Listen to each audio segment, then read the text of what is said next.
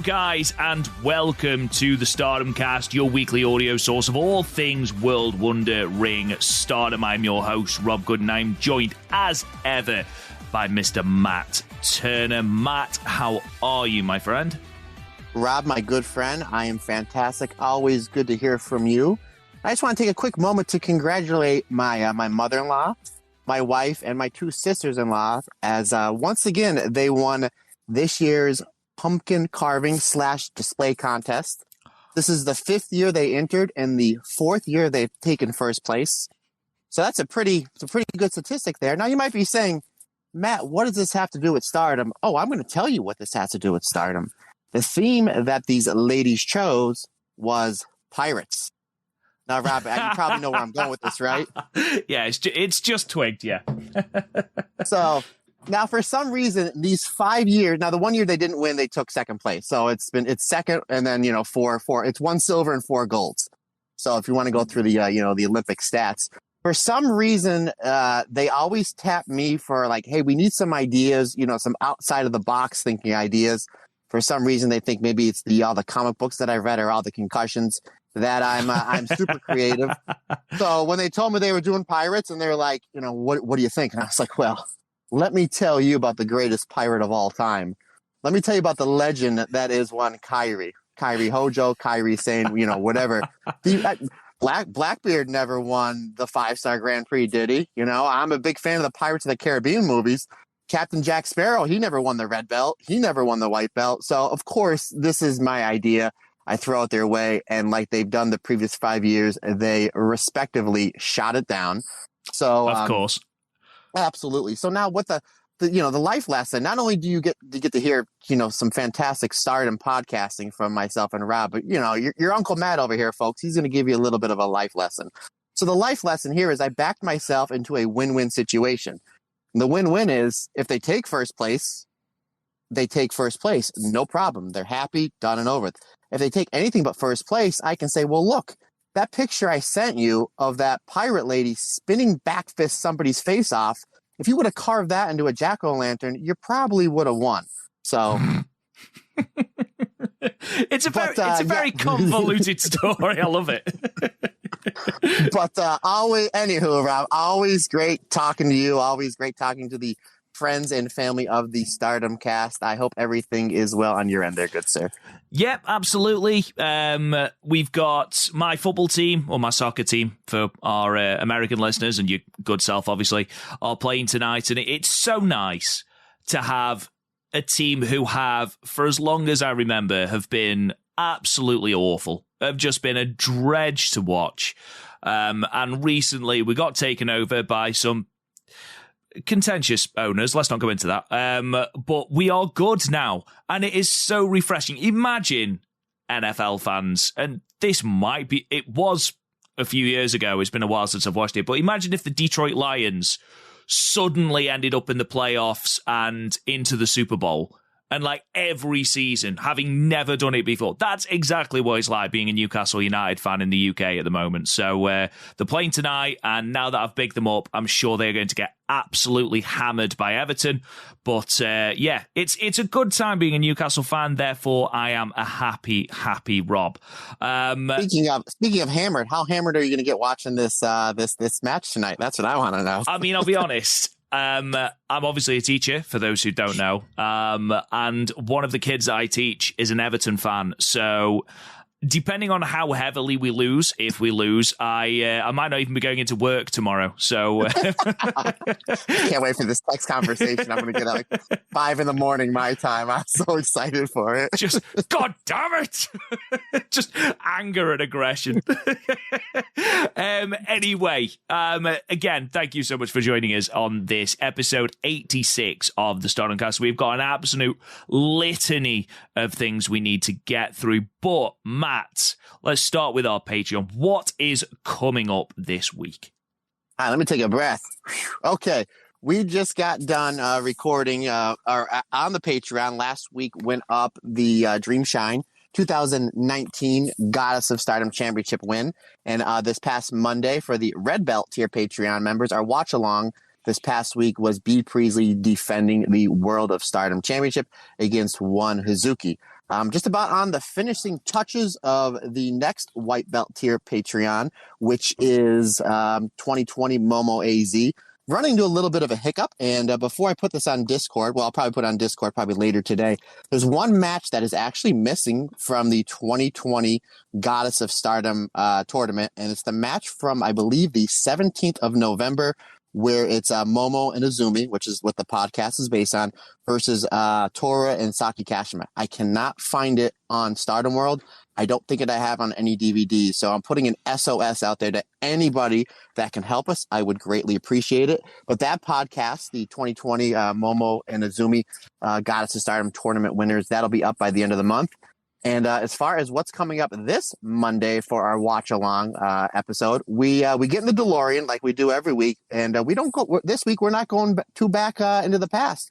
We're just going a couple weeks to what my match of the year is, and I think your match of the year as well, Rob, is we're going to the finals of the 5-Star Grand Prix because I need an excuse to watch Julia versus Tam once again. So that's what's coming up on the Patreon, and then also as of Saturday will be the last day to put your vote in for the Patreon for the contest to win a T-shirt from our website.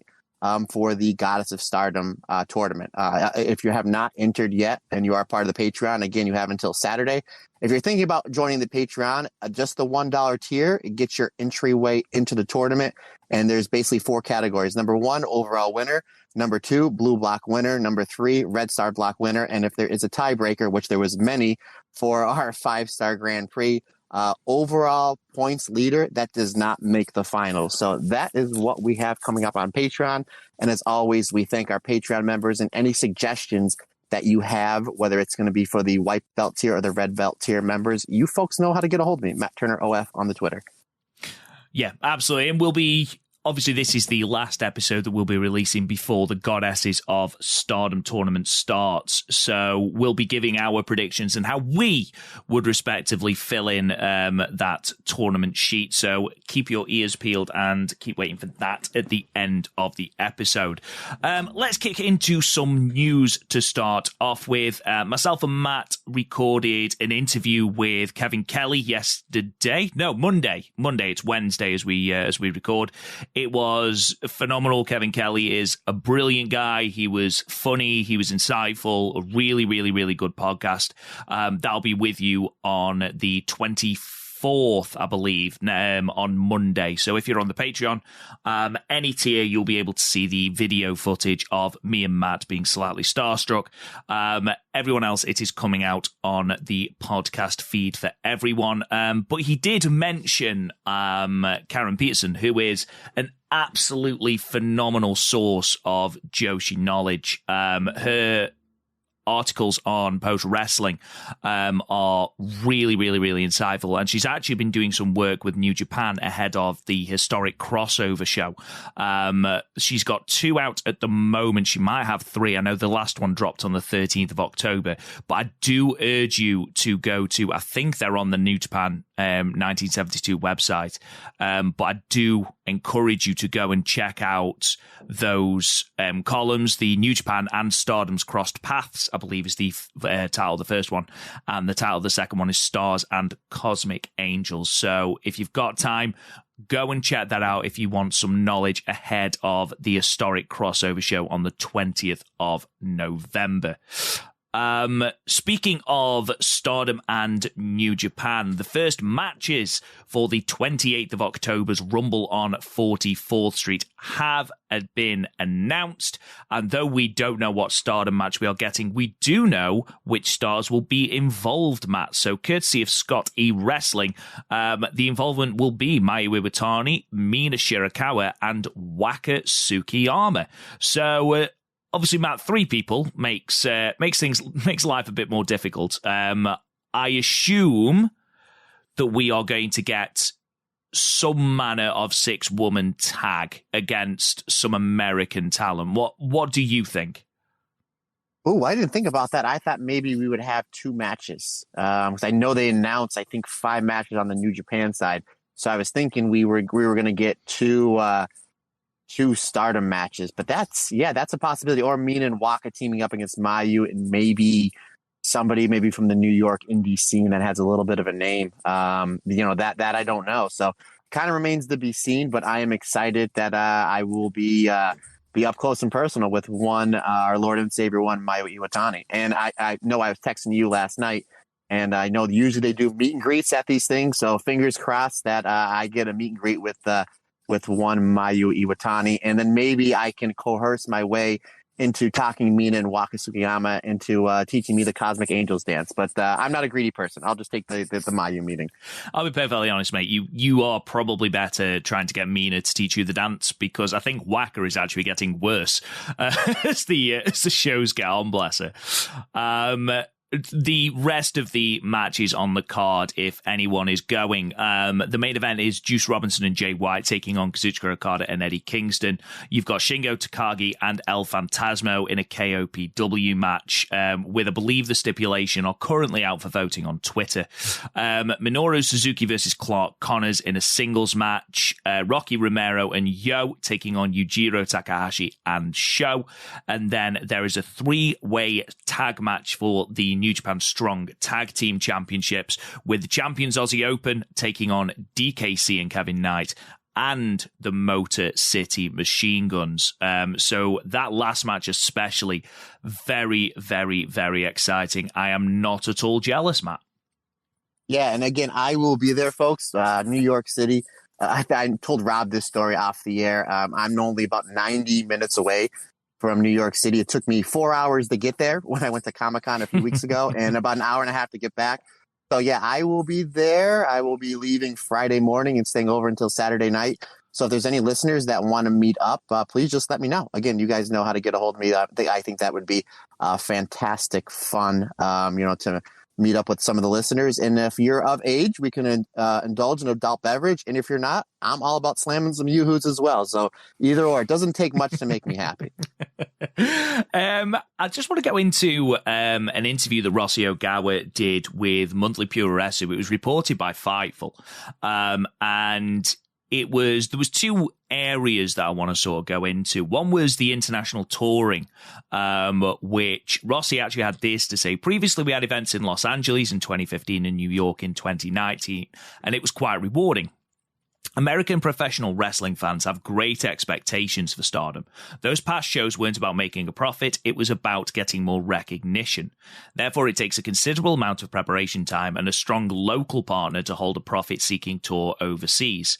However, I'm proud that Stardom's professional wrestling is global, so I definitely think it is possible.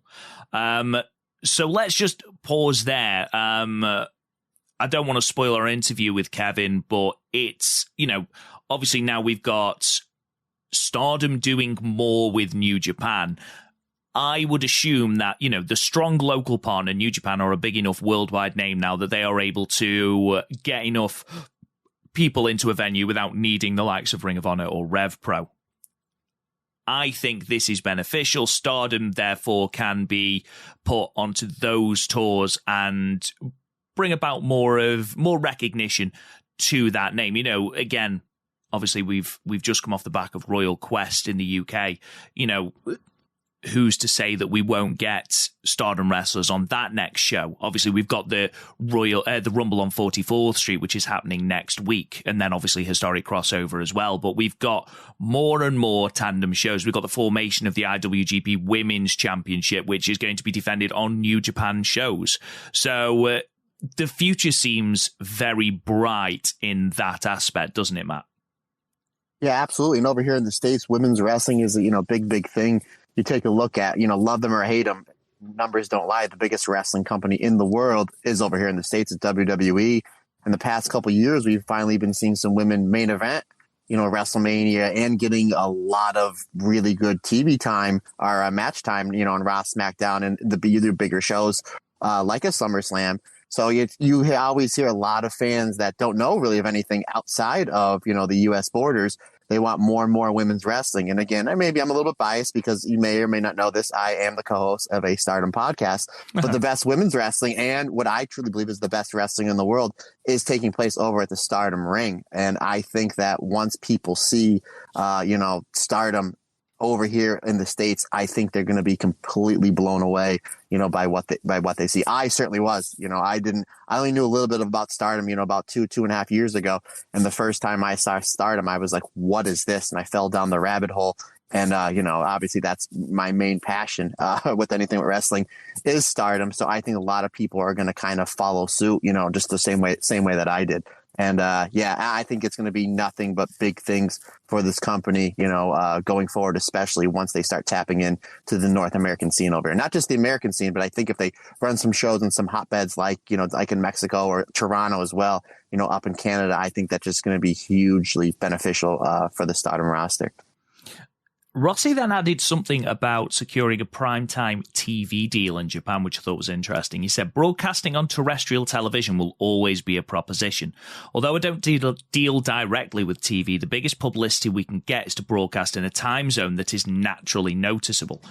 The video distribution service Stardom World has its limits on current servers. Professional wrestling with a video service like WWE is mainstream out in the world, but Stardom still wants our focus to be on live touring events. Matt, does that surprise you that a focus, obviously the main focus is still touring events and not potentially updating the streaming service or focusing more on a different TV deal? What's your take on that? TV deals are always bigger. It always go. Let's go to AEW for an example. They're doing about 1 million views every week. There's not 1 million people in that arena. Same thing WWE. They're doing about 2 million views on Raw. There's not 2 million people in that arena. To me, it seems like TV. It's just the wider, vast thing. And yeah, that's the one thing, the one negative that we can always kind of go back on Stardom. Like, please just update the service, or please just get live streaming. So yeah, it kind of does surprise me. I can see the touring thing. You're getting more rep. If anything, you're getting more reps. For your wrestlers. Just this past week they ran what, like Wednesday, Thursday, Friday, Saturday, and Sunday, and we're trying to play catch up over here. So maybe that's one thing they're looking at. It's like, hey, I want to get these wrestlers in front of more people and get them in the ring more. Maybe that's the focusing on touring there. But I think that that their focus needs to be on more distribution, more TV and streaming distribution, and a faster and a better way to get it out there to the public. And obviously, I know that Stardom were very explicit that their 2022 goal was to raise their national profile. However, if you are starting to branch out into an international market, surely television deals are going to have to be, not even television deals, but an updated streaming service. And, I'm not going to flog a dead horse again with what I said last week about the updates and the inconsistent upload times. But, we are a week removed as we record on the 19th of October. We're a week removed from the show in Himeji, and it's just gone up. It was 7 days ago. So we do need some sort of update on that. And actually, that's all brings me on to my next bit of news. So on Saturday, Stardom are doing a night at the Korakuen Hall. And that features the first 2 round matches in the IWGP Women's Title Tournament, the Stardom bracket with Mayu Iwatani and Momo, and Utami and Himeka. Both those matches are going to be up on Stardom World that night before Sunday's pay-per-view. Now, me and you talked about this, the fact that the second night that we'll have Kairi versus Alpha Female and the other semi-final between the winners of those matches, that's going to be on pay-per-view. Now, bear in mind that Stardom are already running a pay-per-view on the 3rd of November. That's 2 expensive pay-per-views run in 3 weeks. Now, I don't know what your opinion is on this, Matt, but you do risk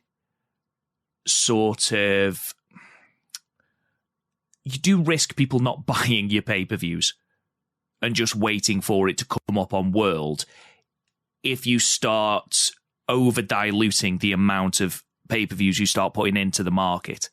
If you look 3 years ago, there were barely any. However, you look here and it seems that Stardom are running one every 3 or 4 weeks. do you think that they are running a risk by doing this? I think so. Not only that, but just like how much the game has changed. Just really, I mean, look at all these other wrestling companies. They're all doing, if you stream off Fight or, even like Peacock. Again, the WWE, it's the biggest wrestling company in the world. Peacock is $5 a month for me. Like, so it's like you have that. And I mean, they did it on nights 1 and night 2 of the 5-star. And of course I drop I will always support the things that I love, whether it's, it's a comic book artist, a comic book writer, or it's, or a wrestling company. So of course I will always pony up the money for Star. Again, I dropped about $80 that weekend for nights 1 and night 2 of the 5-star Grand Prix. Did I get my money's worth? Absolutely I did. I don't think there's anybody that can say, no, I didn't get my money's worth. You'd be out of your mind if you said you didn't. But at the same time, it's like when you're dropping, like, seems almost like every 3 weeks, pay-per-view after pay-per-view after pay-per-view. And again, even with, New Japan World, they've never had the Tokyo Dome shows on pay-per-view. It was just the $8, $9 or whatever it is that you pay. And I'm getting the biggest show in Japan every year, their version of the Super Bowl.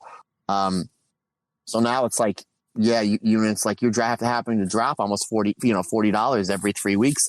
You can see some people that are starting to maybe, might turn their head away. Look, well, I'll just get the next one. I'll just wait the 3 or 4 days for it to go up on World. And a lot of people are saying that. So yeah, it's at a point where I think that they just, again, we're kind of beating a dead horse here. It's at a point where they just need to have just one streaming service and just get an app. Yeah, and don't get me wrong, I'm not slagging off for want of a better phrase, the pay-per-view model. I think it certainly has its place. And again, you've got to remember that, with the likes of the WWE and New Japan, they're bigger companies. And I know that Stardom, despite being owned by Bushiroad, a lot of the revenue will come from pay-per-views and, live touring schedules and things like that. And I'm certainly not saying that Stardom should run no pay-per-views. However, if you mentioned the 5-star, Matt, the 5-star Grand Prix, and again, I could be wrong, there could be more, but I'm sure night 1, night 2, night 10, and the final, at the very, very least, were pay-per-view. So that's 4 nights. And Stardom and Showcase that was thrown in between there as well. And Stardom X Stardom. Oh, yes. And yeah. Oh, so what's that? 6, 7? Yeah. All within like a 2.5 month period. Yeah. Oh, exactly. Yeah, that's a lot. That's and again, I hate to speak negatively, but I feel like it's a real gripe that people have, and it's perfectly it's a gripe that you should have, absolutely, because that is a lot of money, especially the 5-star. I can see why so many people were upset by that, because Stardom's premium tournament, you were only getting half the tournament on World and you had to pay for the rest of it. And if you've got a streaming service, that's the whole point. One of the big things is the 5-star, so you should be able to see that on World. I think if you are to run a pay-per-view every month, then that's, as Western fans anyway, we're sort of used to that. We're conditioned to that with, WWE and WCW Impact and things like that, or the old way Impact used to do things anyway. But I don't know, doing more than one a month, and especially this close together or in the middle of tournaments, so everything is sort of disjointed, I don't feel like that's the right way to go. And I do worry if they continue doing it this way, they're going to risk alienating viewers. But we'll talk a little bit more. I know we're really going on long about this topic. We have 5,000 things to go on. I just want to get your point of view. How about, again, over here in the States, I think AEW has the perfect model where they run like once a quarter or they do 4 or 5 a year, and they feel really, really big and really, really important. You think maybe that's something that that maybe Stardom should do? Like, look, I'm not saying do 3 or 4. Maybe they can do 5 or 6. Where maybe you do the first night of the 5-star, maybe the finals of the 5-star, Stardom X Stardom, Dream Queendom, and then maybe like the anniversary show. Do you think that's a model to go by? Now, of course, everybody would want what New Japan does or WWE does. It's like, yeah, it's all included in your thing. Come on over. But I completely understand AEW, what they're doing if they do like 4 or 5 a year. Mm. It's an interesting topic of discussion, and I'd love to hear what our fans on Twitter and Discord and people all over social media, I'd love to know what you think about this as well. Personally, I don't know if it's just that the 12 is more conventional, or, I mean, you look at New Japan, for example, and I know that obviously their streaming service is better, and which I never thought I'd say about New Japan World, but, you know, it is more conventional. Things are live streamed. Pardon me. But you look at their big shows, Destruction, Dominion, obviously Wrestle Kingdom, Power Struggle. They have one more or less every month, but they don't really stray from that. Whereas Stardom, they just seem to be, 1 month there'll be none, then there'll be 3 in a month with Stardom in Showcase. And because I'd completely forgotten about the Stardom in Showcase shows, I just feel like rather than just randomly picking shows to make pay-per-view, there should be some sort of structure there.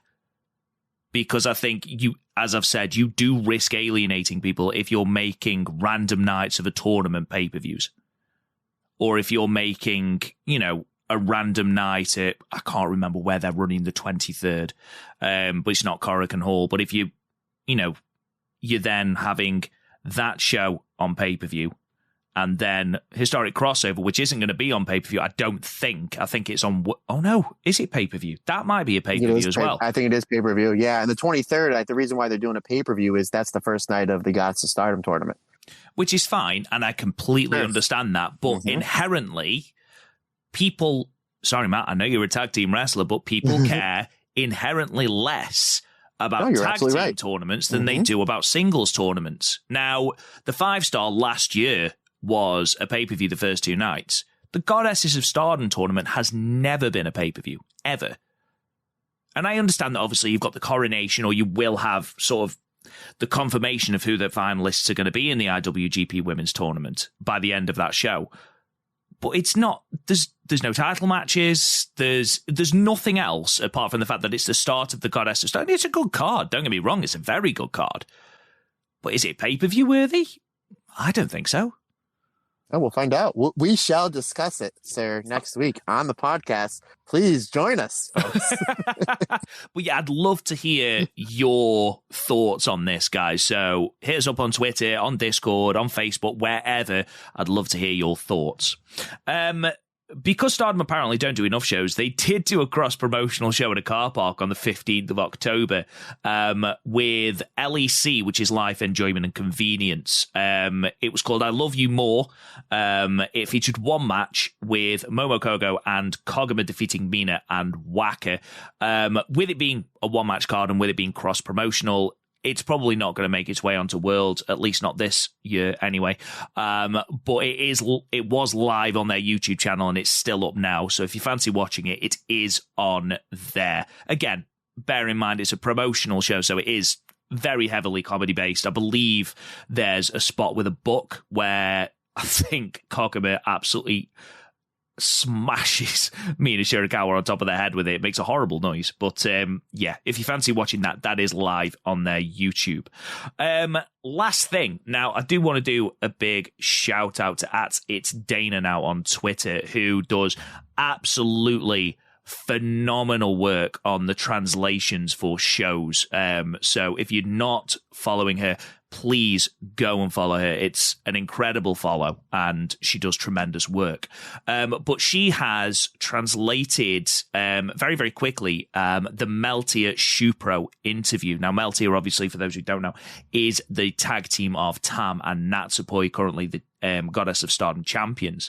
But it gave us a little bit of an insight into their relationship. Now, apparently the name Meltier comes from the concept of past tears melting together, and it's about how they cried together and then joined together, which I thought was quite a nice story. Dana carries on. They elaborate, and Tam says, after they had their singles match, it felt like their hearts and minds became one. And Poi says they're both crybabies who will cry whether they're happy or sad or whatever, so at least they get to share that. Their priority, even in Tag League, is beating all the historic champions. So Tam is quite focused on Black Desire and Aphrodite. But when the interviewer asks about people who have had the belts but might be with different partners, Tam says she's particularly interested in Julia, Syuri, and Saki. Poi says it's just a personal thing, not about the belts, but she'll be facing Tekla for the first time since leaving DDM. And then they talk a little bit about their relationship behind the scenes. Apparently, the interviewer asked about a story where Tam told a story about Poi bombarding her with text messages, then deleting them, to which Natsupoi says it's not her fault, it's because Tam doesn't read her messages quickly enough, so she feels compelled to send a bunch of them or to edit them, with Tam saying that Poi is like a crazy girlfriend and she does read them just on the preview on her phone, so she sees everything, to which Poi calls her a terrible wife. It's nice to get this little background. Again, fantastic work by It's Dana now on Twitter. It's nice to see this little background between Tam and Natsupoi, Matt. Yeah, and I'm also excited for Tekla to join the 2022 group of people that have absolutely beaten the crap out of poor Natsupoi. Because that Lady C joined that list last week. I'm like, oh, all right, we got her on the list. So, yeah, I didn't read the interview. It sounds like they did a great job translating it, and it sounds like it was a really touching thing with the two of them just showing emotions. And the fact that Tam doesn't read her text messages, so I thought that was that's pretty funny. You popped me a little bit, but that was pretty good. And to be fair, I can fully relate to that because I am awful at texting back or reading messages. So he sure is, folks. I'll send it this big long thing, and then they'll send me like 3 thumbs up, and then like 4 hours later, like, yeah, I just reread that. That's awesome. this, and this, and I was like, all right, no problem. It's like texting my teenage daughter. It's okay, Yeah. Honestly, if ever you want to get in touch with us about the Stardom Cast, just message Matt, because I'm not being rude. I'm so scatterbrained. I do blame ADD for that, but yeah, I look at messages and think, yeah, I'll reply to that in a minute. And then the moment I think that, it's gone and I can't remember. So I do apologize for anyone who's messaged me. And I don't message them back. Right, Matt, because of the delay in show uploads last week, we've actually got 3 shows to review, 4 if you count New Blood 5. Now, cards on the table, I've not watched all of New Blood 5. I've watched the main event and I've caught bits of it. Matt, I know you haven't watched it at all, so we'll go into the main match from that show, the title match between Hanan and Amisori, and we'll talk a little bit about the main points coming out of that show. If you haven't watched it yet, then obviously when we get to New Blood 5, skip ahead, but if you don't care, then listen on. The first show we're going to talk about is Stardom in Nagoya, which was from Sunday the 9th of October 2022 from Nagoya Congress Center Event Hall in front of 625 people.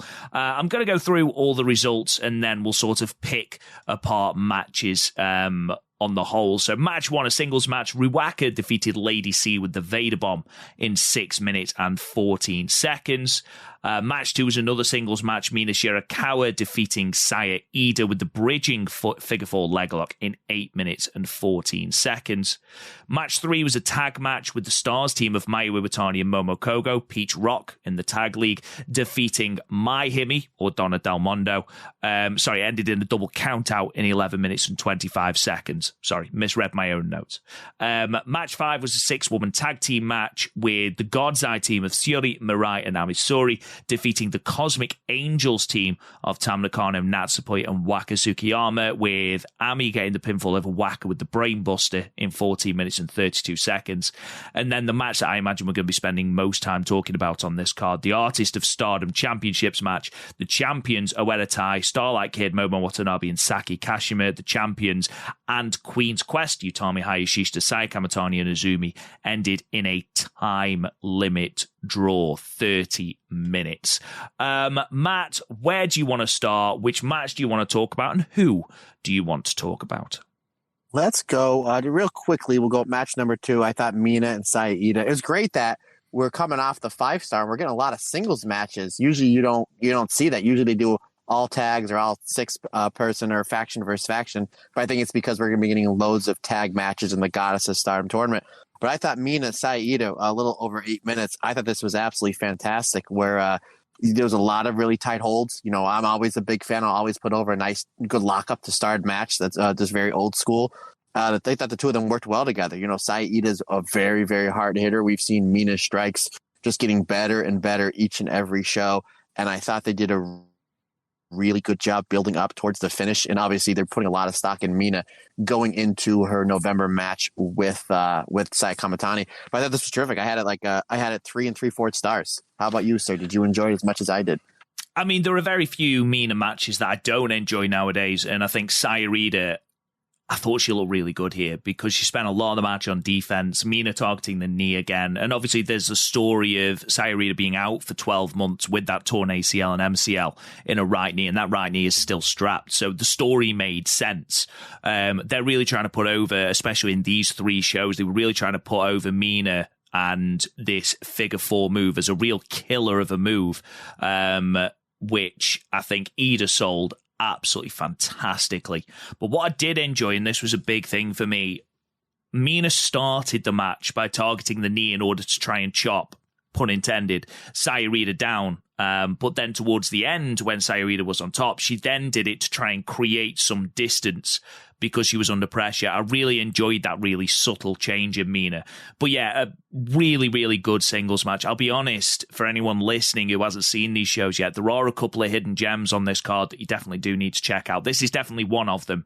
I gave it 3.5. I thought it was really, really good. Both women. I cannot wait to see where Saya Rita does go next, because I do feel that when she does get elevated to that next level, she's going to be really, really over. The same as Hannon. But yeah, really, really enjoyed that. I also enjoyed Mayu Iwatani standing on the ropes and almost falling off because Julia kept wiggling the ropes in order to make a fall down. I thought that was really funny. So mean. But something I will say is... Am I looking at the... Yes, sorry. I'm looking at the right thing. I was looking at the wrong thing initially. What I did enjoy, or what I have enjoyed over those 3 shows, is the chemistry between Julia and Mai Sakurai. I think Mai Sakurai's improvement over the last 2 months, 3 months has been fantastic. And I think DDM has been a great fit for her. Wrestling next to Julia, where it is no frills, literally just beating the hell out of someone. Okay, there's no dancing, there's nothing like that. It is just a focus on trying to brutalize someone. I think that's been a huge help to Mai Sakurai, and she looked really good here up until the moment she was tapped out with a modified Dragon Sleeper, but I thought that was worth noting. What other matches do you want to talk about, or do you just want to kick straight into the Artist of Stardom match? Just real quick, I like how Mayu and Momo Kogo, they did a really good job highlighting this match. Even all these shows, they did a good job highlighting the actual tag teams in the tournament. Obviously, Julia's teaming with Tekla and Mai Sakurai's teaming with Lady C. But I thought they did a really good job getting Mayu and Momo some extra reps and highlighting them with some more tag stuff. Even FWC, who's they won this tournament last year, and they're 2-time Goddess of Stardom tournament winners. I thought their match with Mike and Himika, they had some new tag team counters and tag team moves. So I think you're going to see FWC, Hazuki, and Koguma a lot better in this tournament than they were last year, and they were fantastic last year. So I kind of just want to just touch on that. I'm really excited to see where they're going to go there. But yeah, let's go into what was probably my favorite match of these 3 shows, and I'm probably assuming that you're probably not too far off from me there, my friend. No, absolutely not. And then there's just one more note. You mentioned the FWC versus My Himi match. There was at the start, it was a good escalation from comedy into a really solid wrestling match. I think FWC did it better on a later match, which I'll talk about in a moment. Partly because it's disappointing because of the double count out, but it's not entirely surprising as we have both teams looking strong heading into the tag league. But there was one moment where everyone's doing the bear thing apart from Hazuki, who just simply won't do it. And one person in the crowd gets really into it and clearly completely forgets that you're not allowed to make noise at these shows and just boos really, really loudly, and it echoes around the entire arena. I thought that was really funny. But yeah, the Artist of Stardom match, I'll be honest, there haven't been any bad defenses from this Oedo Tai team. I'd rank this as second only behind the FWC and Hannon defense. there was such great little matchups. Obviously, we know Starlight Kid and Azumi have got fantastic chemistry, and they showed that again here. But my favorite matchup in this was Momo Watanabe and Saya Kamatani, Matt. Yeah, not only that, but Momo and Utami. They gave us we're still chomping at the bit. We're almost going on a year now since the turn, and we're still waiting for that Momo Utami singles match. And they kind of started off with the two of them, and I thought that's where they were going to go pairing, and then they did a good job switching. Where it's like, no, we're going to give you Momo and Saya Kamatani, arguably the two greatest Wonder of Stardom champions in this company. So I think that's a match that we're going to see somewhere down the line. But yeah, that was fantastic as well. And they even gave us a little bit of Starlight Kid and Saya Kamatani, kind of piggybacking off, one of the matches of the year for the Wonder Stardom Championship as well. But yeah, they did a good job mixing a lot of things up. I was just a really big fan of how, this one. I knew the result. I knew this was going 30 minutes. It didn't feel like it went 30 minutes because there's so many interweaving storylines, and they did a good job on putting two sets of heat on Azumi. And I'm a really big fan of selling and then comebacks. That's the one thing when we talk about how great Azumi as a wrestler as she is. We talk about the high speed and the offense and her transitioning and how she's making wrestlers that are lower on the card better when they're in the ring with her.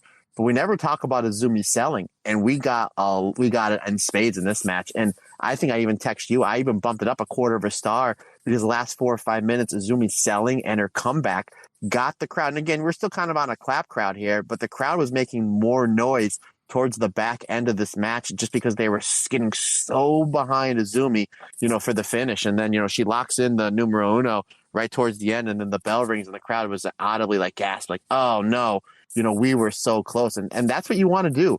You want to bring them up, bring them down. That's, when you're a wrestler, especially when you're a baby face, you want to bring them up, bring them down, know when to sell, know what to do, know when to have your comeback. And I think that all 6 of these wrestlers, with the focus being on Azumi, they did it masterful. This match was just an absolute masterpiece. And yeah, Rob, I agree with you. With all these fantastic Oedo Tai Artists of Stardom matches, yeah, this one ranked second behind the Hana and FWC match as well. This was great. I do enjoy as well. You talked about the heat on Azumi, and you're absolutely right. But the fact that it's Momo Watanabe, and you've still got that story ongoing between the two, and how Momo is deliberately slowing down the pace of Azumi and very deliberately torturing her with kicks and just brutalizing her ex-best friend. I love that dynamic. And I hope they continue with that during these matches. You talked about Azumi locking in the numero uno at the end. Did you see Starlight Kid tapping after the bell? Is that I did not, sir. Whoa, look at you adding more, making a match I've already loved even better. So now I'm not busy enough, so now I'm going to probably have to go back and watch the entire match. Thanks, appreciate it. It's all right, I did not see that. I did I owe you a beer, sir, or you who, or both. But no, I did not. So after the bell rang, Starlight, and that's the heel thing to do, is if it's like, oh, if it's just 2 more seconds longer, we would have had new champions. I did not see that. That's definitely what it looked like. I'm sure that I'll have 14 people tell me that I'm talking absolute nonsense, but that's certainly what it looks like. Starlight Kid tapping out just after the bell. Is it grounds for a potential rematch? I don't know. Maybe. But Oedo Tai aren't happy with the draw. Either way, they call out Prominence and Neo Stardom Army as examples of someone for V6 because they don't want to wrestle the same people. Now, if I were Stardom and Neo Stardom Army are the next challengers to the Artist of Stardom belts, obviously we don't know at the moment, I'd have Neo Stardom Army to dethrone them, especially if that's the new hot faction. I agree. I totally agree. And I think Starlight Kid called out foreign talent. So the borders just opened up not that long ago. So we'll see. Yeah, maybe we'll see some either, Impact or AEW or, some indie dream team, or maybe, somewhere from, your neck of the woods over there, Rob. Maybe that's a possibility. Another thing, just like you kind of hit the rewind button just 2 seconds, though. Another thing I liked about this match is anytime Azumi was in a lot of trouble, which she was with the heat, that Utami and Saya Kamatani both had to bail her out. So again, we're on the doorstep of the Goddess of Stardom tournament, and you had Aphrodite, who's one of the favorites to win the tournament. They were showcased very well, just saving their fellow Queen's Quest members. But I totally agree with you, Rob, as always. Shocker. That I think if they're going to call it Neo Stardom Army, you don't have them go under, on one of their first matches. So I think they're going to be the team to dethrone them. I don't think they'll have a long reign. I think they'll maybe have 1-2 successful title defenses. And then I think it's going to be this Queen's Quest team that's going to dethrone them. Because I think that's where the end game is going to go, is going to be having the artist belts on Saya, Utami, and Azumi. Yeah, that's not a bad story at all. I'd be very much on board for that. I gave it 4 stars. I know you went higher. 4.5. Yeah. Again, I had it at 4.25. But again, because of when you get the crowd that riled up towards the end, I'm always going to bump you up. So yeah, I went 4.5.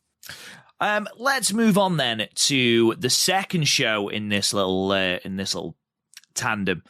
Tandem's not the word. Sequence. That's the word I meant. Like a bicycle tandem? I was like, as I said that word, I was like, that doesn't sound right. It was sequence was the word I was looking for, which doesn't even sound like tandem.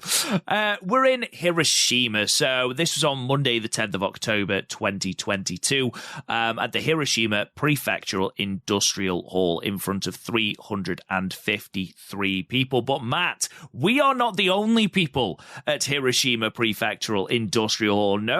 No, because during the event, a concert was held in the hall next door, and you hear the music all the way through this recording. And obviously there's nothing that Stardom World can do about that, but Jesus Christ, it got irritating in some of those matches, Matt. I tell you what, good on Stardom World for literally putting the disclaimer up before the show, because it's Halloween time, and I would have thought maybe somebody, I kind of live in sometimes of a loud neighborhood, at points. So I thought maybe one of my neighbors was throwing a Halloween party. Had they not, would have put that disclaimer up. But some points it got annoying. Some points, I don't know, maybe it's just me. I was kind of grooving towards it a little. I was adding it. I was using it to add to my enjoyment of this show. I am a little nuts. So I did try desperately to find out who it was, but unfortunately, from the admittedly meager research I've actually done, I couldn't find out who it was. So, reading through the results, match 1, singles match, Lady C defeated Waka Tsukiyama with the giant backbreaker in 5 minutes and 29 seconds. Match 2, which was when the music seemed to be loudest, was a singles match with Koguma defeating Mei Sakurai with a diving body splash in 7 minutes and 20 seconds. Match 3 was an 8-woman tag match. The Uedatai team of Momo Watanabe, Starlight Kid, Saki Kashima, and Ruaka defeating the Stars team of Mai Iwatani, Hazuki, Saya Ida, and Momo Kogo, with Starlight Kid getting the pin with the moonsault in 11 minutes and 18 seconds. Match 4 was a 6-woman tag team match. The Cosmic Angels team of Tam Nakano, Natsupoi, and Mina Shirakawa defeating the Queen's Quest team of Utami Hayashishita, Azumi, and Saya Kamatani with the figure 4 leg lock in 13 minutes and 59 seconds.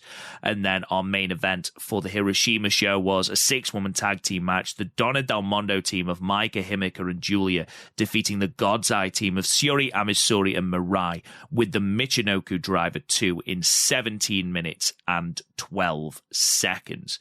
I'm going to quickly talk about the opener because it's a match that I imagine lots of people will gloss over. And, it's an opener between effectively 2 rookies. That's absolutely fine. But I think, obviously, we saw Lady C with Ruaka, and we saw Lady C here with Waka Tsukiyama. And I think Lady C and Waka Tsukiyama have significantly better chemistry. There was one moment where Waka rolled through from a guillotine choke that she'd locked in after Lady C had tried a choke slam. And it was beautiful. It was really, really, really well done. And then when you got to the finish, initially I wasn't sure about the convoluted way and the relative tameness of the Great Car C's finish, because initially when she locked it in, I was like, it doesn't. How dare you? Sorry, I don't like interrupting you, but how dare you? Go ahead, finish. And I was like, oh, that doesn't look great. But then she hit like a neck breaker, maintained wrist control, and sort of transitioned her into a far more brutal looking one. And I thought that looked great. So shout out to Lady C and Waka Tsukiyama for a 5-minute match. I thought it was really, really good. I'll let you sort of, because I've got one match in particular that I want to talk about that might be up there as one of my favourite matches of the run that we're going to talk about. But I'll let you go first. Shout out to you putting over wrist control. Now, I was mad at you for 2 seconds for calling her lady, but you wrist control. All right. I just want, like, I text you about this. Koguma and Mai Sakurai, don't get me wrong, it was a good match. That Yakuza kick that Mai Sakurai hit Koguma with, I literally paused and I grabbed my phone. I'm like, dude, wait till you see this match. Like, the match was really good. It overachieved. But Mai Sakurai hits Koguma with this ridiculous Masahiro Chono style Yakuza kick, to the point where I was like, maybe she didn't put her contacts in and thought Koguma was Natsupoi. That's the only thing that I can go with there. I'm assuming the match you want to talk about will be the semi-main event. Yeah, loved it. Yeah, absolutely. Like, literally to a point where I'm like, I'll read the results and then, I have 5,000 things to do. So sometimes I get scatterbrained. So what I like to do when I'm watching these shows is I'll watch a match, I'll do my notes, and I'm like, okay, what's next? And a lot of times I'll forget what's next. So I just assumed this was the main event. And I was like, well, it's a 4-match card, whatever. Everything's really good. I'm like, this has got to be the main event. And then when it showed there was one more match, I'm like, what possibly could be the main event? And I was like, Jesus Christ, both these matches back to back were absolutely fantastic. But I like the co-main event slightly better than the main event. Yeah, 100% the same. I thought this was a really, really, really good showcase for Mina in particular. Unfortunately, I don't think anyone is under the impression that Mina is taking the belt off Saya on November 3rd, ironically in Hiroshima.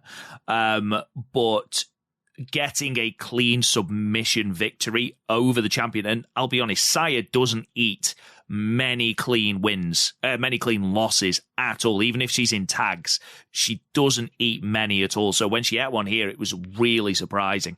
And again, they are building that figure 4 leg lock as a real killer. So I imagine on November the 3rd, we're going to see quite a few near falls with that move. But the reason I want to talk about it is not only was it a fantastic match, but the post-match as well, I thought was really, really interesting. Mina referencing the fact that she came from muddy and gravel roads will take that belt of hope. And she's almost talking about how no one is giving her a chance. She's being dismissed by everyone. And actually, Saya Kamatani talks about the fact that, you're a stepping stone for me. Okay, I have a big dream of breaking the most defenses, which we're going to talk about in a minute, because there's a story for me that I would absolutely love that I don't think they're going to do, and it's going to make me cry. But no, we don't want that, buddy. Don't cry. But the fact that she's dismissing Mina as this is your once-a-year big chance, and I'm going to push you beyond the point of despair. So again, dismissing Mina. Would I like to see Mina as the white belt champ? Yeah, I think she's earned her stripes as a singles competitor. However, I think you'd be stupid to take the belt off Saya at the moment. Now, she talks about she wants to break the most defenses.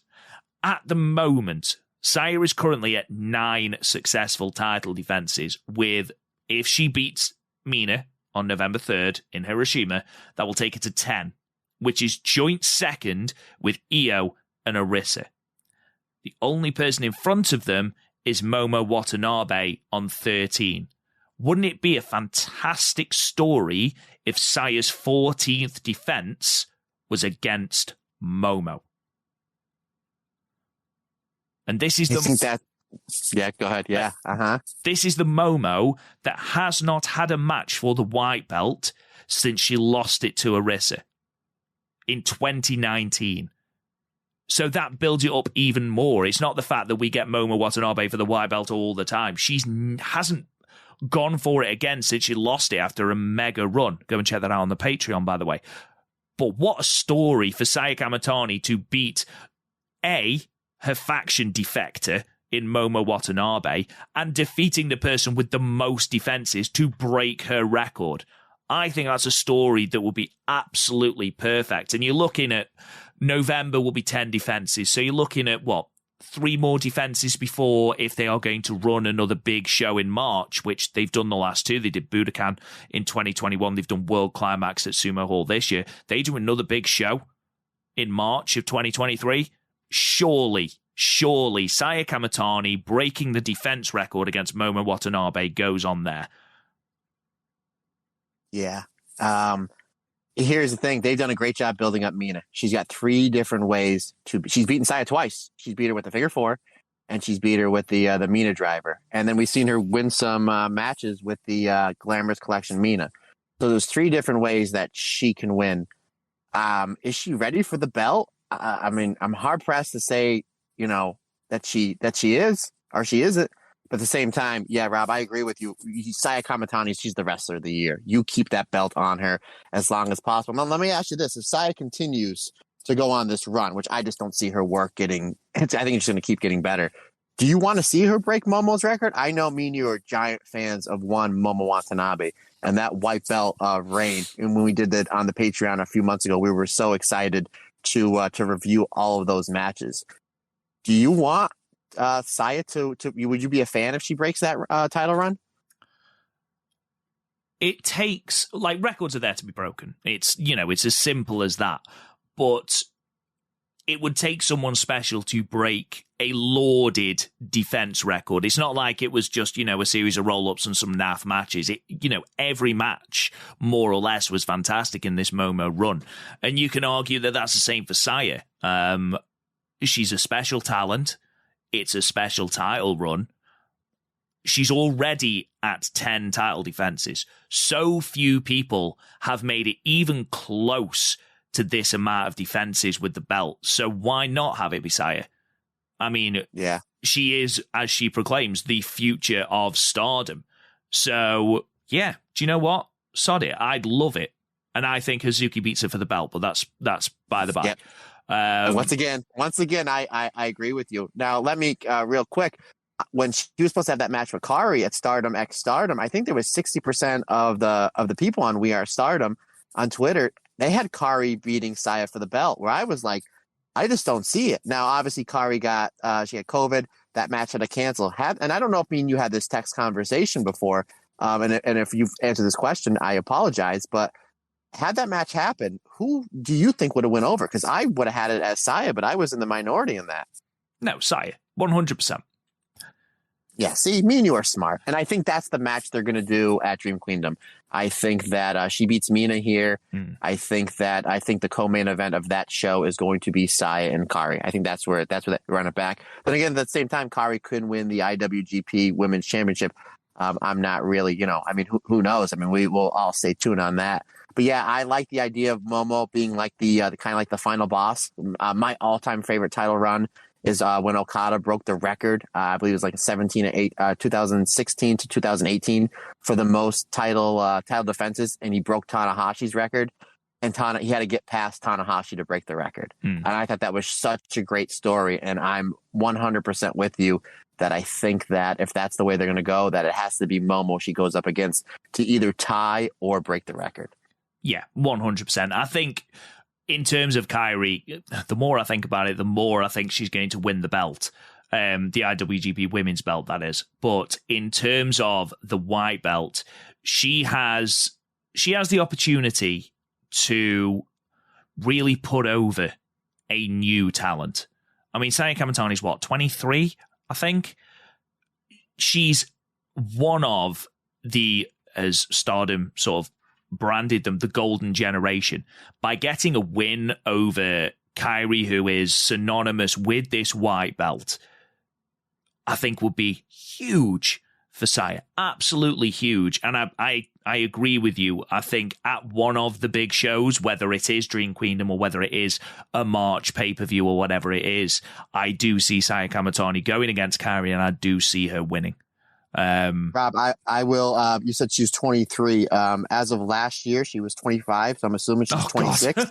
And you know how I know that? Because if you go to page 57 of Living the Dream, Stardom's 10th anniversary in Rio by my good friend of yours, Rob Goodwin, you'll find out all that information over there. I tell you, I literally carry this book almost everywhere I go. I'm dead serious. So there you go. I need to read my own book. Yeah, the guy that read that's pretty good, buddy. And I heard his co-host is pretty handsome. But anyway. Oh wow. What a sell. I do real quick. I know we've been on this topic a little bit. I did like how Mina had to use 2 dragon screws, went to the figure 4 leg lock. Saya got out, and then she did another dragon screw. and then she went back to the figure four, and it was almost like a side figure four. I really, really like that. But yeah, excellent match. I had that at 4 stars, FYI. Yeah, she did the same to Lady C, actually, on the next show, which we'll be talking about. And I know that we've talked a lot more about the connotations heading into the Hiroshima pay-per-view on November 3rd, but actually this match is a standalone match, even without the Mina and Saya Kamitani feud going forward. I thought this was a great standalone match. I thought Natsupoi and Azumi were great. Obviously, you got Tam and Utami. I thought the entire match was really, really, really solid, and it was a really, really brisk 13 minutes, and I gave it 3 3/4 stars. If you don't watch any matches from this show, I actively encourage you to go and watch the semi-main. The main is great, and we'll talk about that briefly in a moment, but that semi-main, for me, was match of the night. Match 5, the main event, we'll talk about it now. DDM, Maika Himika, and Julia getting the win over God's Eye, Syuri Amasori, and Mirai. Obviously, again, I don't think many people have Maika going over Syuri on November 3rd, especially as we seem to be building towards Julia and Syuri rematch at Dream Queendom.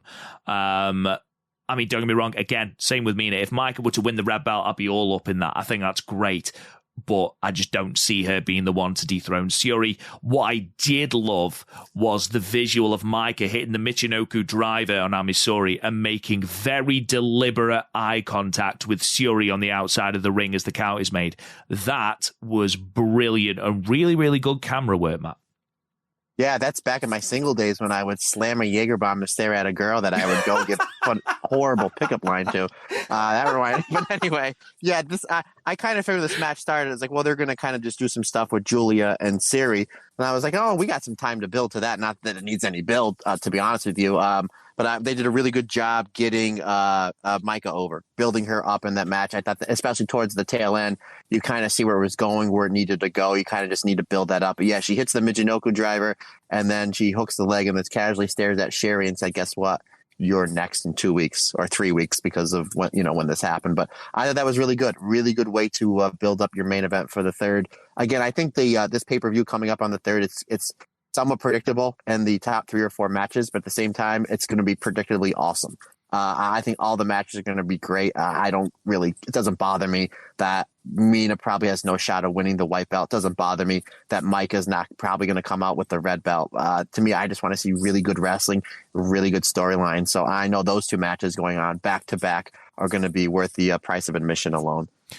Yeah, I do agree, I must admit. I gave it 3.5, by the way, the main event. 3 3/4. So I'm a little more giving. I'm a little bit more giving these days than you, I think, Rob.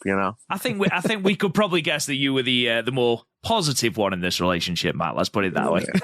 Yeah, I just try to be all the time. I mean, you're a positive person too, but don't put yourself down. You're okay, my man. Thanks, man. Let's move on to the 3rd and final show in this run, which was the show in Tottori, Wednesday, the 12th of October, 2022, in Tottori Industry Gymnasium in front of 246 people. This is a first for Stardom, who have never run the Tottori Prefecture before. Again, piggybacking on what we talked about at the start of the show about how Stardom want to have this national expansion and run places they've never run before. Apparently, I knew nothing of Tottori. I did not even know it was a place, but apparently the prefecture is well known for its sand dunes. Again, information from the absolutely wonderful Karen Pearson. And via a Twitter post where Saya, Utami, and Azumi apparently climbed them. Apparently it's like a big tourist thing to go and climb these enormous sand dunes. So there you go.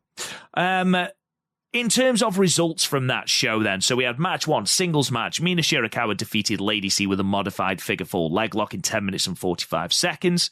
Match 2, singles match. Utami Hayashishita defeated Ruaka with the German suplex in 6 minutes and 12 seconds.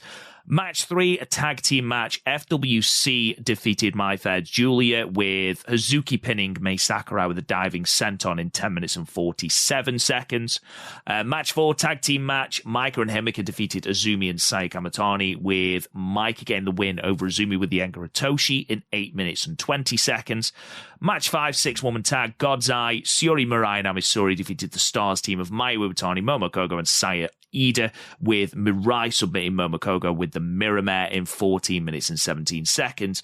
And then in our main event, the 6-woman tag team match, the Ueda tag team of Starlight Kid, Momo Watanabe, and Saki Kashima defeating the Cosmic Angels team of Tam Nakano, Natsupoi, and Waka Tsukiyama in a non-title match with the My Emblem in 17 minutes and 32 seconds. Matt, what match would you like to talk about first? Real quick, I thought the opener over-delivered. You knew Mina was going to go over, probably with the figure four. It made sense. But they did a really good job, like, building, like, Lady C just, like, constantly fighting back. Like, Mina goes right after the knee really, really early on. And then you figured, okay, this is kind of be the psychology, and they'll wrap it up soon.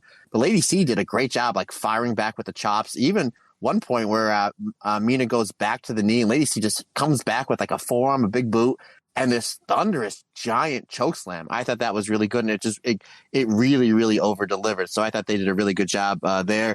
Again, Koguma and Hazuki really firing all cylinders going into this tournament. Super excited to see what they're going to do. But I want to spend a little bit of time talking about what was my favorite match from the show, and that was Azumi and Saya Kamatani versus Mike and Himeka. And there was somebody on Twitter, I don't know who it was, I forget, and I apologize, and if you listen to the podcast, please DM me and let me know. But they gave like a makeshift name for this team. And I said, is that the name, the official name? He said, no, that's the name that I called them, just, at the top of my head. And I think they called Azumi and Saya the Golden Bomb Sisters or something, like the High Speed Phoenixes, something like that. And I just thought it was really cool. And of course, within about 3 minutes of the conversation, I forgot what this person called them. But regardless, I thought, Azumi and Saya Kamatani as a tag team, again, any 3 members of the Queen's Quest, the main members of the Queen's Quest, you get on a team, you're going to have absolute fireworks. And by the way, Mike and Himeka, they're really, really good as well. Yeah, completely agree. I mean, you get those 4 in the ring. It's not going to be a bad match by any stretch of the imagination. My only disappointing thing was the fact that we only got 8 minutes of it. I would have loved to have seen a little bit more of that. But going back to your first point, that opener, they gave it a lot longer than I thought they would, almost 11 minutes. And yeah, you're absolutely right. 100% over-delivered. I thought Lady C's selling was fantastic. Obviously, we've seen a lot of Mina going for the knee recently, but I thought Lady C sold this brilliantly, even to the point where she was doing a knee drop with Mina locked in the ropes. And yeah, she hit the move, but then she sold it afterwards. And so many people, even the best wrestlers, completely forget to sell throughout the match. And I thought Lady C, there were moments where she forgot, obviously, but I thought she did a really, really good job of selling it. Mina brought out a variation of a leg submission that I really do hope she modifies into a finish. But the modified figure 4 she uses was great. FWC versus My Fair Julia, I gave that 3 3/4. It's a fantastic match. Yes, we get the comedy with Koguma and Mei Sakurai. That's fine. It then ramps up into an absolutely excellent tag team match. And I thought the exchanges between Hazuki and Mei Sakurai in particular, because Mei does a lot of the heavy lifting here. Julia spends very little time in the ring, but I thought she had some really, really, really excellent moments with Hazuki here. I gave that 3 3/4. Fantastic match. But yeah, overall, this was a really solid show. Let's talk a little bit about the main event, though. Ueda beating Cosmic Angels. Another really strong showing for Waka Tsukiyama, despite the fact that she still can't get the win, Matt. Not only that, but they put her in the middle of the dance. Usually they tuck her all the way in the back. So with good reason, Matt, to be fair.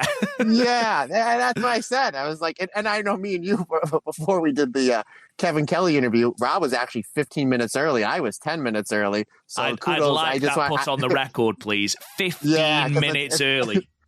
15 minutes early. I logged on my computer. He was already in there. And he goes, guess what? I'm early. I'm like, I know, I see you. But but we while we're waiting for Kevin to get on, we were talking about and again, let us know if you think this is if you agree with this or not.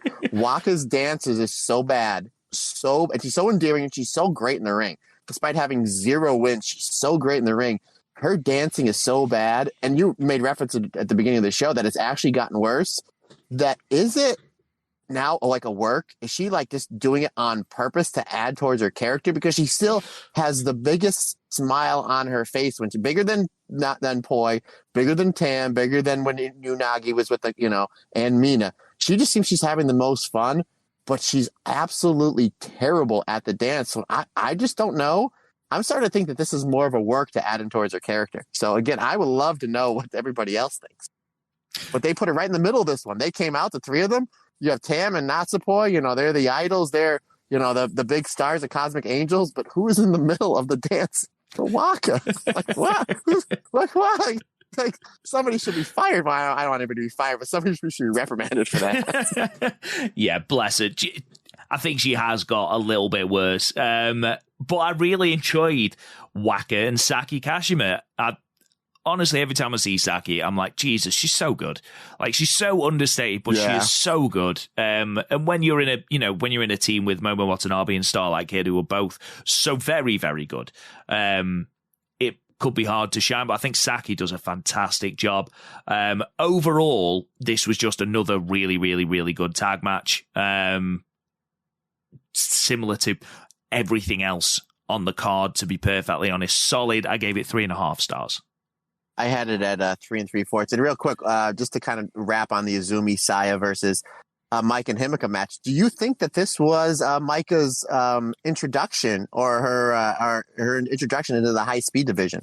Because right in the beginning, she was running the ropes really, really fast. I'm like, the psychology of this is great. And it's like, well, if Micah loses the red belt match, and then depending on what happens in the Goddess tournament, even if they win, if they lose the tag match, maybe next year she enters the high speed division. So we're like, so we got a little bit, maybe Rossi Ogawa was like, I can put her in the high speed division for 2023. No one will see that coming. Imagine on the road to becoming a Grand Slam champ. I'm all for it. Give me Mike and Izumi and a 4-minute high speed match. I'll take that.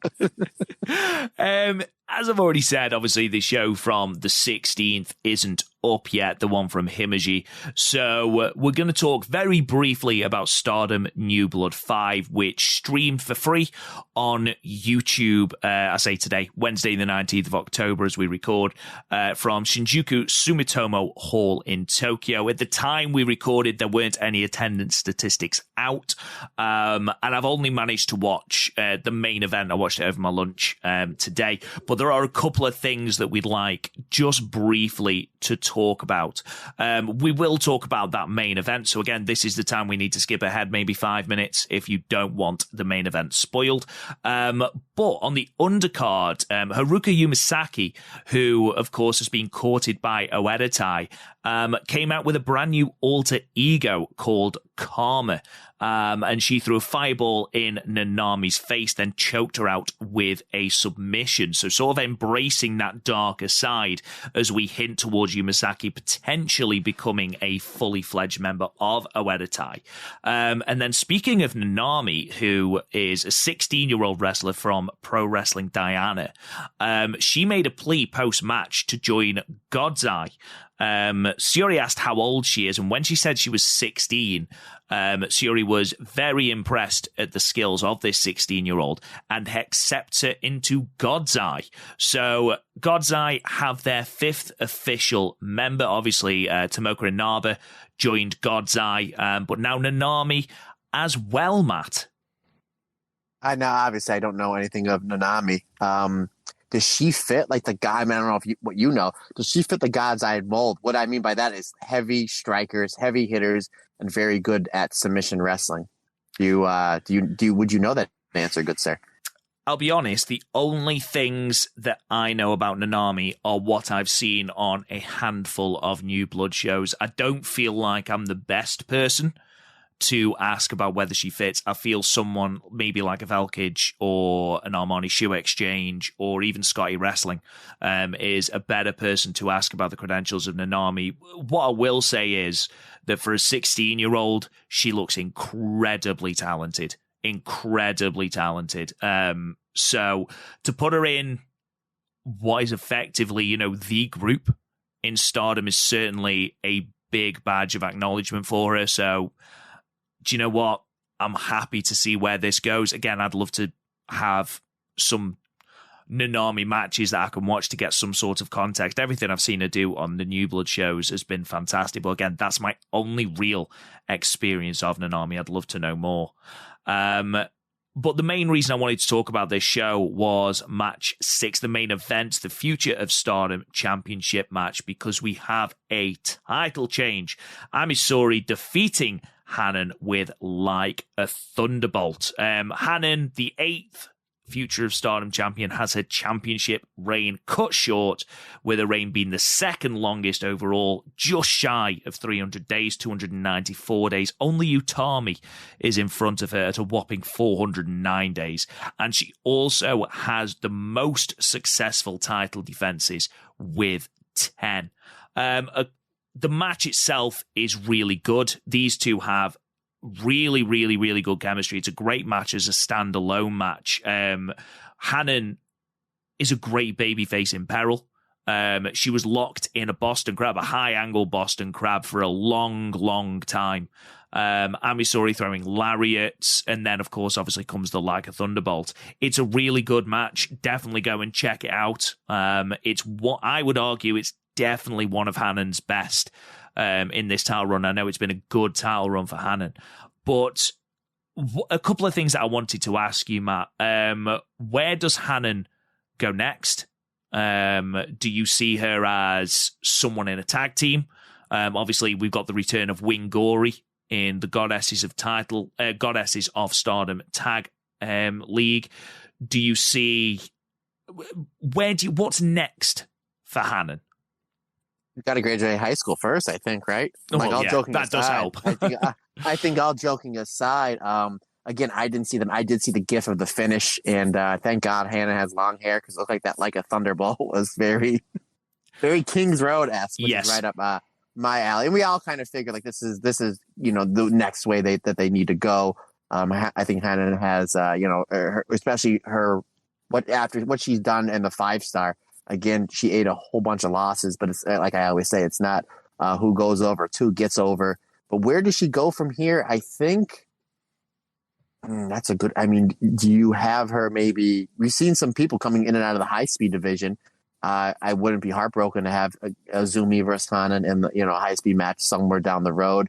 I think you probably put her in some tags. Maybe the Wingori team. Maybe they surprise people. I think a lot of people will see them eating a lot of pinfalls, because both Saida and Hanan ate a lot of pinfalls in the 5-star. Maybe they, maybe going into the last day, they're in contention. Maybe they have 8 or 10 points going into the last day, and that's something where you can see them being pushed as a tag team. I don't see Tam and Natsupoi losing the tag belts anytime soon, just based on 1, their matches, and 2, they're a draw for the company. So maybe somewhere in 2023, you build up Hanan and Saida, and you give them a title shot, maybe at a Korakuen Hall. I mean, Stardom is not, they're not leaning on giving chances. They'll always give chances to the younger wrestlers to prove themselves, and we've seen a lot of the younger wrestlers pull the trigger. But I just think at someone who just turned 18 years old, coming off this fantastic title run, coming off a phenomenal 5-star, and in the midst of the 5-star, having one of, if not the greatest Artists of Stardom title matches I've ever seen, that it's really just anything that they want to do with her. Obviously, just don't rush it. Again, she's only 18 years old. You don't need to be having, title matches with Julia or Saya Kamatani or anything like that just yet. I mean, properly build her up. I think she'll be a main focal point once she graduates from school and they're doing the 6-person stars matches or the 8-person stars matches. Or here's another thing, Rob. Who's the leader of stars? Mayu. Who has turned on more people than Mayu? Nobody. Maybe we get the Hanan heel turn, and then we finally get the death metal version of her theme song that me and you talk about almost on a daily basis. It is an absolutely infectious banger. It's so relentlessly catchy. I think she's done a really, really good job with this Future of Stardom belt. I think she's cemented herself as a very, very, very good babyface. I wouldn't want to see her turn heel. No, neither. I just wanted to get that death metal thing that we talk about all the time via text. That's all. I just want to get that on the podcast. One thing I don't want for Hanan is I don't want her to be lost in the shuffle. Obviously, she'd pigeonholed herself as, she'd found a niche in this Future of Stardom Championship, where she would defeat people on the New Blood shows, and she felt like she had a purpose. What I don't want then is for her to just be thrown in singles matches as fodder. Okay, give her a shot at the high speed division. Okay, give her a shot in the tag scene with Sayurita, especially as Wingori have come together again. You know, have her in Artist of Stardom teams, okay? Don't forget about her just because she's not the Future of Stardom champion. I don't think they will, because they do seem very hot on her, which is perfect because she's fantastic. But yeah, I just wanted to say an absolutely fantastic run. It comes to an end. Amisori as the new Future of Stardom champion. I think both of us saw this coming, Matt.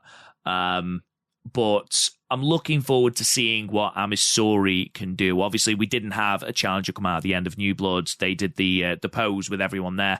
But I'm looking forward to seeing what Ami can do with the belt, Matt.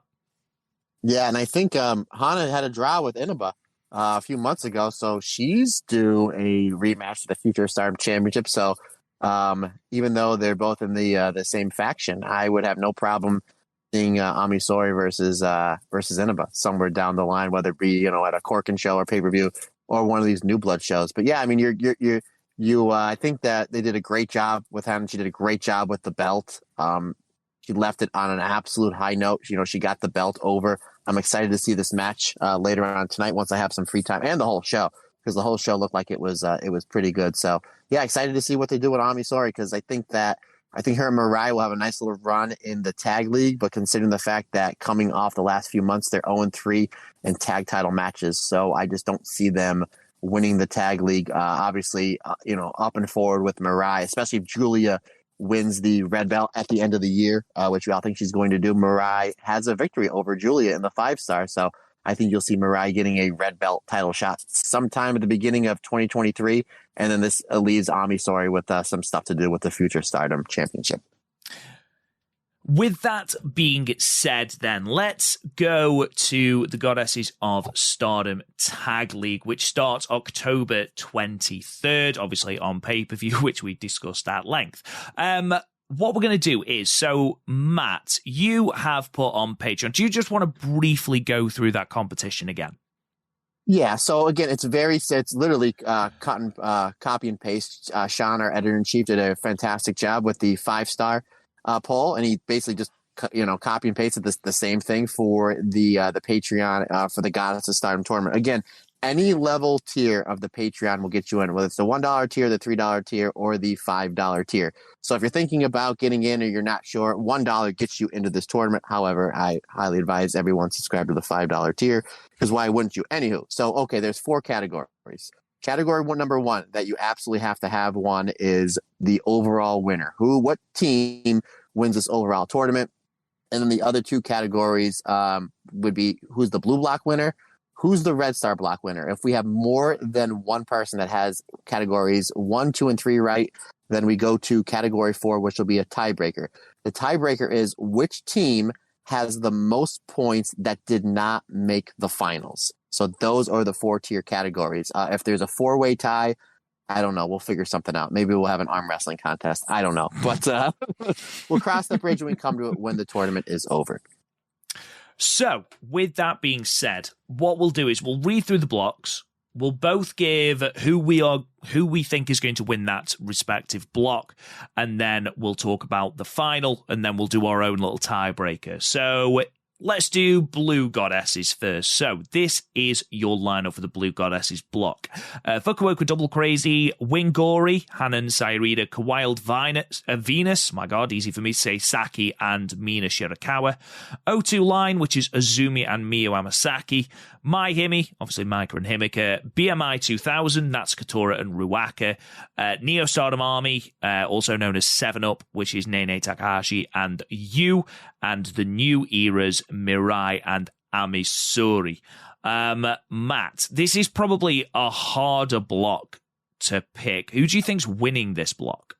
Oh, I disagree with you. I think I'm still trying to figure out the red stars, but I think the blue block goes to Mike and Himika. I think the surprise team is going to be Azumi and Miyu Amasaki, not to get sidetracked. But Miyu Amasaki's been kind of on a downturn after how great she came into the company. But I think her teaming with Azumi, I think, is going to get back into the good graces of the front people from Stardom. But I think the blue block is pretty clear. Again, what do I know? But I think it's Mai Himika. See, my only issue with that, I think it's going to be between Mai Himi and the New Eras. I do think it's going to be Maika and Himika. I'd be very, very surprised if they don't go the entire way in the tournament. But on that final day, you've got Maika and Himika. I'd be amazed if Mirai and Amisori aren't in the mix. Obviously, you're building Neo Stardom Army, so maybe Nene Takahashi and you are in the mix. FWC. I'm going to go with Mai Himi. I'd be very surprised if they don't win it. See, we agree. You're trying to throw me off the trail. What are you trying? What do you get? You were trying to win something? What are you? Mate, I thought Pink Kabuki were going to win it, and they aren't even in the tournament. I mean, Unagi's not even in the bloody company now, so that's how bad the game is. I was like, it's going to be a prominence team of Suzu Suzuki and Risa Sera versus Pink Kabuki. I'm like, yeah, only Mina's the only one in it. And I'm like, I'm sticking to my guns. Let's go Red Goddess block then. So the teams are Peach Rock, Karate Brave, Sayuri and Tomoka Inaba, Meltier, Aphrodite, Mafia Bella, which is Julia and Tekla, I Love Tokyo Sports, Saki Kashima and Fucking Death, Black Desire, and My Fair Lady. Matt, who's winning this block? This is a tough one. I am going to say it's going to be Aphrodite of Utami and Saya Kamatani. But I mean, Black Desire, you have the tag champs. I think I could see. I think Mayu and Momo Kogo will make a run. And I don't like to take the Lord's name in vain, but goddamn, Saki Cash and Fukin Death are going to be the damn spoilers of this block, are they not? You have two spoilers on the same team. But I'm going to say it's going to be the Queen's Quest team of Saya Kamatani and Utami. But to me, this is just a harder block to pick. Yeah, absolutely. Basically, you don't want Saki Kashima and Fukigen Death on the final night. Because just like Saki spoiled Azumi's 5-star, you know for a fact that they are going to spoil someone's tag league. Pardon me. I think it's going to be between Aphrodite, Black Desire. I think Mafia Bella could make a run, Julia and Tekla, especially as this is Tekla's return from injury. I think Meltier, obviously they're the tag champs, so you'd be amazed if they don't have a good run. Obviously this is a chance for them to set up some tag defenses as well. I don't just want to go with the same as you. Oh, look at this. Look at this, folks. The dynamic duo is definitely back. He definitely wants to pull the trigger, but he doesn't want to be just like me. Pull the trigger, buddy. Pull the trigger, because then I think me and you are going to have the same for overall points as well. I really do. That didn't make the final. No, I disagree. Right, I'm going to go with Black Desire. I think My Hemi versus Black Desire is going to be the final. I don't know. I just think that you have a face versus heel team in the final. And I mean, it could be face versus face. I mean, My Hemi versus Aphrodite would be great, but I don't know. To be different for a start and to sort of have that dynamic of face heel, I'm going to go Maika and Himika to win blue block and Black Desire to win the red block. So I assume we've both got Maika and Himika to win the tournament. Yes, sir. Yeah. All right, let's do the team with the most points that don't qualify for the final. So basically, someone that finishes second in either blue or red Goddess's block. Who have you got, Matt? The tag champs, Tam and Natsupoi. Meltier, but I'm going to keep calling him Tampoy. Tampoy. I mean, really, I thought that would have been easy for you. It is. I was going to say Meltier, and I wish I'd gone first now. But there you go. I know, but it's no fun when we just do the same.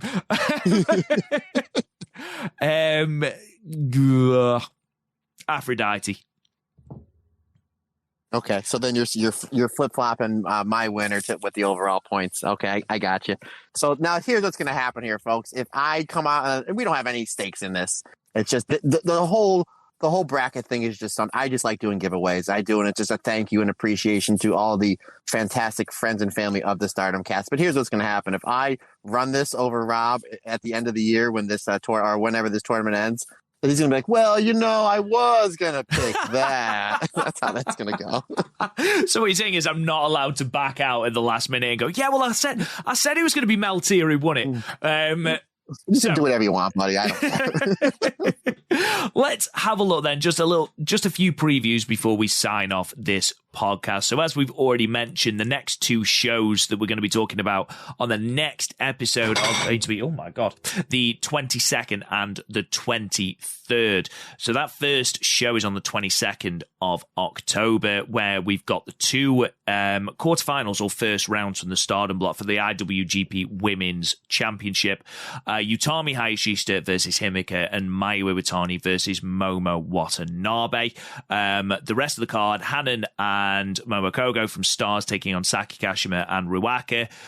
Micah and Tekla taking on Starlight Kid and I think it's Rina. I can't read the Japanese. I apologize. I should have made notes, but I didn't. 8-woman tag with Cosmic Angels versus Queen's Quest. And then we've got God's Eye taking on Hazuki Koguma and Saya Ida. We've then got a special tag match with the Neo Stardom Army team of Nene Takahashi and Alpha Female taking on Julia and Mai Sakurai. Let's do a little bit of a prediction with these top three matches. Let's start with the tag match. I assume we've both got Neo Stardom Army to win over Julia and Mai Sakurai, because never have I been sure of anything as much as I am that Mai Sakurai, bless her, is taking the pinfall in this. I agree, but when we review that match, we're going to say, God damn, not only did Mai Sakurai take a beating, but she gave a beating as well. We've been seeing her throw some stiff forearms and some stiff Yakuza kicks, and going up against two bruisers like Alpha Female and Nanae Takahashi, she's going to really, really have to bring it. And I think that she's going to have a performance that me and you are both going to put over huge next week on this show. But yeah, she's eating the pinfall. But just to make it more fun, Rob, who's going to be the person giving the pinfall? Who's going to be the person that's going to have the pin? Alpha Female. Yep. Damn it. All right. Just to be different, I'm going to say that it's going to be Nanae. Just to be different, because you let me go first in the other one. So there you go. You're too kind. I mean, to be perfectly honest, Alpha Female is the one with the huge match against Kairi on the following night, so it makes sense to heat her up ahead of Kairi, doesn't it? Absolutely. Yep. Smart man. So then we've got our two qualification matches. Let's start with, in my opinion, the harder match, Himeka versus Utami. Who have you got winning this one and going on to the semi-final the next night? The fans win this match. I mean, both these matches. Yeah, absolutely. But as much as I want to see Mayu and Utami, because we have not seen that singles match since I think Utami beat her for the belt. I think it's going to be Himeka. I think Himeka is going to beat her. But it's a coin flip. It's a coin flip. But I just see Utami losing in this round. But I obviously wouldn't be heartbroken if she won. No, I mean, Utami was one of my front runners to win it. But now that we've got the option of a Mayu versus Kairi final, which I think both of us are going for, I'd like to see Himeka get a little bit of a rub. I think she's been great this year. And I think she deserves that spotlight. You know, she was parachuted into the match with Saya Kamatani and did a fantastic job. She had a really good match. She had a really good 5-star, really understated 5-star. And she's gone from strength to strength this year. So I think she deserves the nod. Again, same as you, though, I do not see any issue at all if Utami wins that, because it means we're going to get an even, a fantastic match either way on the following night. And of course, then we've then got Mayu Iwatani versus Momo Watanabe, which I think both of us have got as Mayu Iwatani winning. Am I right? Yeah, absolutely. And again, one of the best feuds ever in the history of Stardom. I mean, it doesn't get talked about enough how great these two are together. I mean, it seems like they're always in the same block every 5-star, and I will never complain about that. But I'm just really, really looking forward to the match. And then, Momo got the win Momo got the win in the 5-star, did she not? I think so. But I think Mayu gets her win back here. And obviously, I think Mayu and Kairi is the sure bet final. which means that 100% is going to be Momo Watanabe versus Alpha Female. Let's look ahead then to what we now know to be the pay-per-view on the 23rd of October, the Sunday, which is the opening of the Goddesses of Stardom Tag League. We've got, in terms of our undercard, the Goddess of Stardom Tag League starts off with FWC versus the Stardom Neo Stardom Army 7-Up team of Nene, Takahashi, and Yu.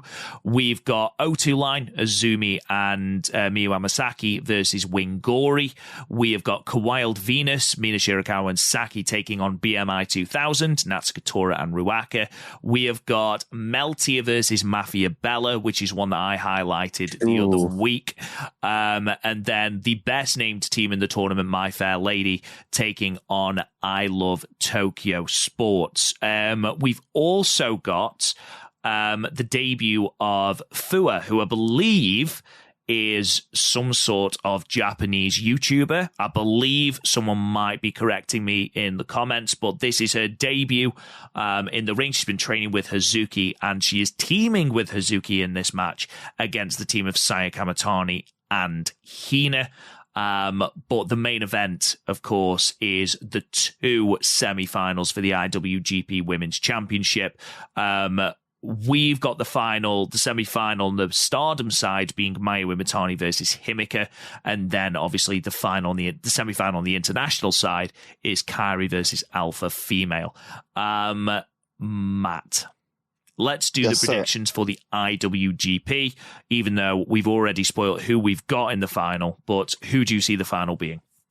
Yeah, Mayu and Kairi. But did you say Suzuki wrestling twice? Did you say she's teaming with a YouTuber and then she's wrestling FWC versus 7-Up? Yes, she is. I didn't.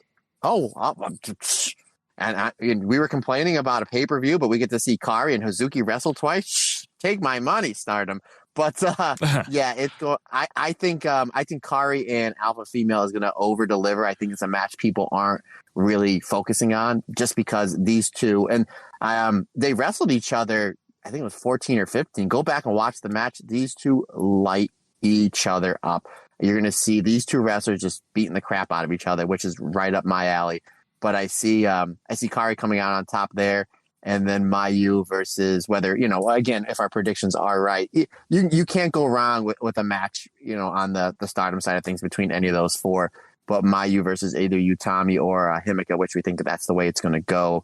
I see Mayu coming out on top. Either way, this card looks, super, super solid.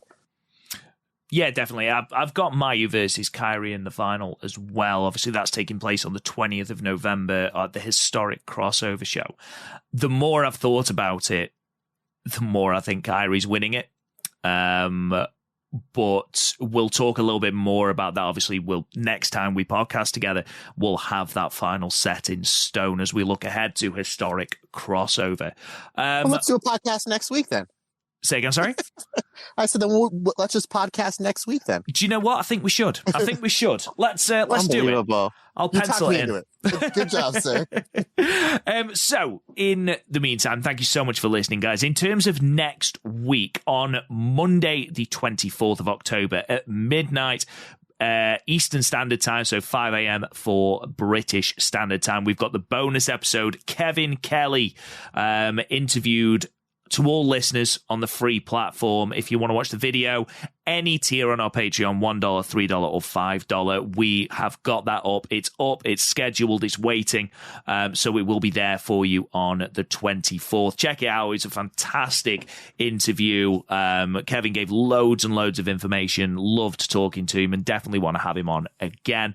We'll also have show reviews from Stardom in Himeji, which was on the 16th of October. And then those two aforementioned shows at Korakuen and Takikawa on the 23rd, where we will have that IWGP Women's Championship match. We'll also look ahead to Rumble on 44th Street, where Matt will be there in person, meeting all the Stardom wrestlers and presumably giving them business cards, because that's what he does.